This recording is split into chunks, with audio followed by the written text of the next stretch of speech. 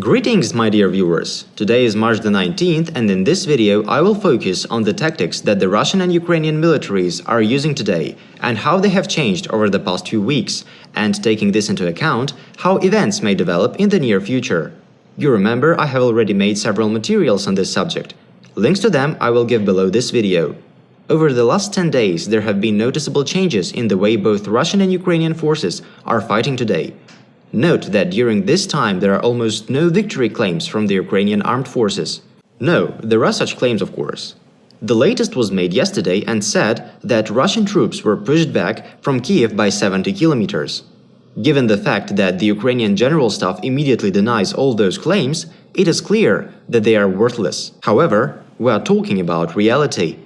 We are talking about the fact that Russian troops are no longer covering hundreds of kilometers in a couple of days. So, they are not exposed to unnecessary danger because of it. But the Russians adapted to this very quickly and changed their tactics. They focused on destroying military vehicles and personnel of the Ukrainian army. And they have achieved excellent results. Just a few recent strikes on the Yarovoy training facility are worth mentioning. The Foreign Legion of the Ukrainian army, which had never been formed, lost several hundred men killed and wounded, and the rest of the contingent of this so-called legion, which is in fact a brigade, dissolved into trains to Poland. I would also like to pay attention to yesterday's strike and destruction of the 79th Brigade in Nikolaev. There is no official data, but the photos published by Swedish journalists who were on the scene are stunning. So the brigade is effectively gone. As I understand it, we are talking about death toll numbers comparable to the such at Yarovoy training facility. And given the fact that part of the brigade is still fighting at the Severodonetsk and Lysychansk areas, only part of the personnel and the mobilized contingent were at the base. So, those parts of the 79th Brigade stationed in Nikolaev do not exist anymore. The only units left are those that are fighting at Donbass. The day before there had been a strike on Myrifa. The territory defense forces were concentrated there in 2 points, which were hit. The total losses of the territory defense forces at those 2 sites were more than 50 people, which is a catastrophe for those militants of Myrifa. 3 incidents and 3 disasters that simply destroyed the garrisons of those places. And such episodes appear every day already. In addition, I would like to point out that in all 3 of these operations, the Russian armed forces suffered no casualties. And this is what kills the morale of the Ukrainian military most. Futility. So, the technical superiority of the Russian army becomes more obvious every day. It already brings obvious results.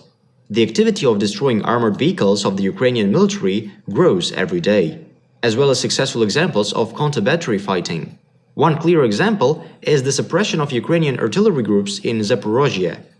I have already mentioned this point during the counterattack.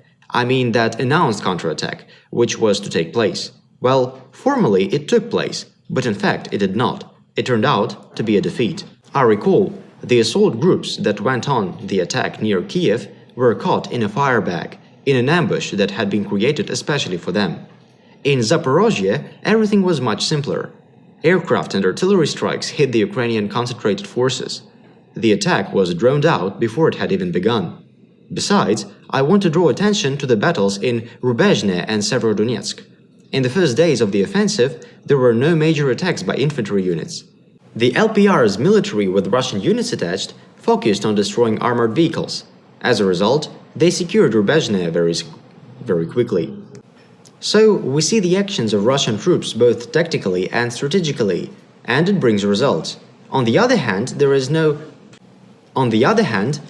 hysteria on the side of the Ukrainian military today. A good example is the latest video recorded by the Zelensky regime's military propagandist, Lyosha Aristovich, who for the first time in 3 weeks of war finally told the people of Ukraine the truth. I give a link to this video below so that you can go and tell Lyosha that you are finally satisfied that he told the truth. And the truth is that there are no victories that Lyosha has been talking about for 3 weeks now in a row. On the contrary, the heaviest battles are going on, and the Ukrainian military has nothing to look forward to except an absolute defeat. However, this is a conclusion I made. Lyosha cannot say such words. He traditionally calls on the Ukrainians to unite, to fight, as they say, to the last Ukrainian. My comrade Mikhail Onufrienko has dealt with this topic in detail in his video. This is what happened. Now let's talk about what we can expect in the future. By and large, the Ukrainian government is well aware that they would lose all of their mechanized mobile units in the next couple of weeks. Consequently, the tactics that they followed during the first month of the war will fall into oblivion, because there will be no maneuvering units, artillery will be destroyed. In fact, the air defense system has already been destroyed. The only hope they have of making this war last as long as possible is to mobilize as many people as possible. It is clear that these men will no longer be maneuverable. They will now try to send those people to the defense line in order to make it more difficult for the Russian troops to move further west. This is the reason why this new infantry unit is being formed in a hurry. It is based on a very interesting principle. Many of the mobilized men who were drafted, for example, in southern and eastern Ukraine, are sent further into the central part of the country, while the western Ukrainian contingent of mobilized men does not hurry to move eastward either. Everyone understands that the east and the south of Ukraine are lost.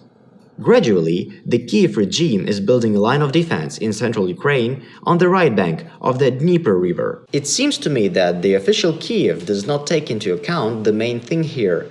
The contingent that they draft today is absolutely not equal to the contingent that is fighting today at the front. It remains to be seen how they will behave in the first real confrontation with the Russian army. The experience of bombed Foreign Legion in Yakhovka and destroyed 79th Airborne Aeromobile Brigade in Nikolaev shows that after receiving serious fire defeat, these units become incapable. Whatever the case may be, the nature of combat operations will change dramatically in just a few weeks. Both the reports from the front lines and the preparations that are being made today on the right bank of the Dnieper River mean that. That's all what I wanted to say in this video.